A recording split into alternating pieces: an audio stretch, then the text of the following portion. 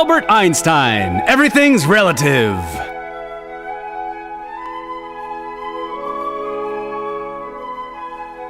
We're in 1879. In the United States, Thomas Alva Edison presents the world with his brilliant idea. And all around the world, many future revolutionaries are being born. Mexico produces Emiliano Zapata, author of the famous phrase, "It is better to die standing than to live life on your knees." And in Russia, two inseparable friends who will bring down the Tsarist regime are born, Joseph Stalin and Leon Trotsky. Inseparable friends until the end.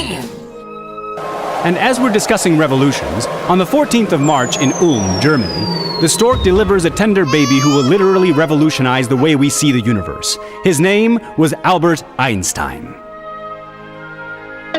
At the age of 10, Einstein reads Euclid's The Elements, a 2,000-year-old book about math and geometry, which made such an impression on him, he would later turn the arguments in the book on their head. Albert loved music and by the age of 13 was able to play Mozart, his favorite composer. At 17, he went to the Polytechnic Institute in Zurich, where he met Mileva Maric. She was the only girl in math class, and that was truly love at first sight. After graduating, Albert spent 2 years looking for a job. Finally, he found work at the patent office in Zurich, and he and Mileva were able to marry in 1903. As an office clerk, he had a lot of free time which he put to good use. He continuously published papers in scientific journals. In 1905, Albert began to study a strange phenomena called the photoelectric effect. When you shine light on certain materials, they generate electricity. Trying to explain this effect, he publishes an article that will open the door to a new field of physics, quantum mechanics. Welcome to the atomic universe. Maybe because he had so much free time and space to work, young Albert discovers that space and time are connected in a very physical way. He has just discovered the special theory of relativity. In a relative universe where the velocity of objects we measure depends on the speed and reference of the frame of the observer, light is the only measurable quantity with a constant and unalterable velocity, 3,000 kilometers per second, wherever you are, no matter how you slice it. According to Einstein, trying to explain the theory of relativity is like trying to describe how to fry an egg to someone who has never seen a frying pan, or oil, or fire, or an egg for that matter. His theories have been proven right over time. Light is indeed made up of particles, is bent by gravity, and travels at a constant velocity, and most importantly, nothing travels faster than light.